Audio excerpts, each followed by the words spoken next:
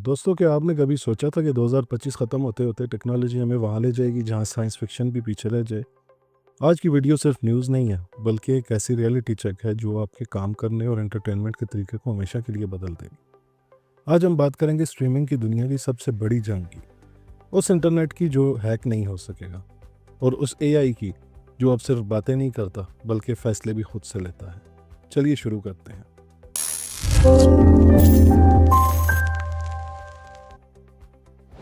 सबसे पहले बात करते हैं पैसों की।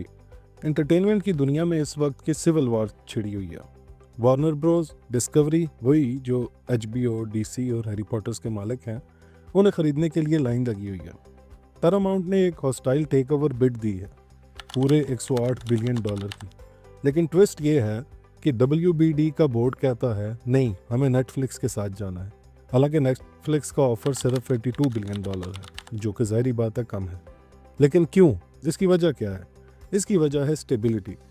नेटफ्लिक्स ने कहा है कि वो वार्नर ब्रोस की मूवीज़ को सिनेमा में भी रिलीज़ करेंगे और स्ट्रीमिंग पर भी, यानी कि जो उनकी अपनी ऐप है उस पर भी।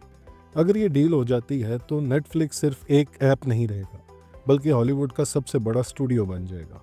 सोचिए, बैटमैन और स्ट्रेंजर थिंग्स एक ही प्लेटफॉर्म पर। अब एंटर करते हैं साइंस की लैब में।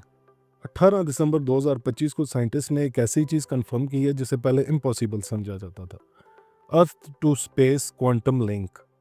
अभी तक हम क्वांटम सिग्नल सिर्फ सैटेलाइट से नीचे भेज सकते थे, लेकिन पहली बार हमने ज़मीन से स्पेस में इंटेंगल्ड फोटॉन्स भेजे हैं। इसका फ़ायदा क्या है? ये क्वांटम इंटरनेट की पहली ब्रेक है। ये इंटरनेट फाइबर ऑप्टिक केबल पर नहीं, बल्कि लाइट के पार्टिकल्स पर चलता है।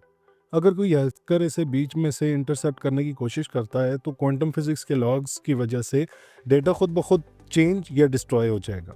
आम अल्फाज में कहें तो थ्योरेटिकली अनहैकेबल कम्युनिकेशन। ये बैंकिंग और डिफेंस में बहुत काम आ सकता है और एक नया इनकलाब बर्पा कर सकता है। और आखिर में बात करते हैं उस ट्रेंड की जो 2025 का सबसे बड़ा बज़वर्ड है, यानी कि एजेंटिक AI।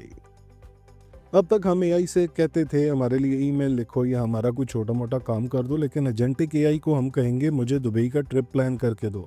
ये AI खुद आपका क्रेडिट कार्ड यूज़ करेगा, सस्ती फ़्लाइट्स ढूंढेगा, होटल बुक करेगा और आपके कैलेंडर में उसको ऐड कर देगा।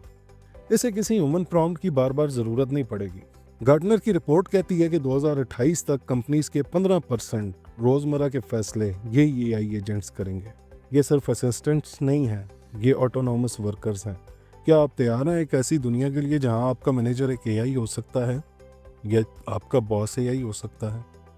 तो दोस्तों, $108 बिलियन की जंग हो, स्पेस से चलता अनहैकेबल इंटरनेट हो या ऑटोनॉमस AI, 2025 ने यह साबित कर दिया है कि हम एक नए एरा में एंटर हो चुके हैं। आपको इन तीनों न्यूज़ में से सबसे ज़्यादा हैरत अंगेज़ कौन सी लगी? कमेंट में ज़रूर बताएं। और अगर आपको ऐसी डीप डाइव वीडियोस पसंद है तो हमारे चैनल को सब्सक्राइब करना मत भूलें, ताकि आप टेक की रेस में पीछे ना रह जाएं। मिलते हैं अगली वीडियो में। अल्लाह हाफ़िज़।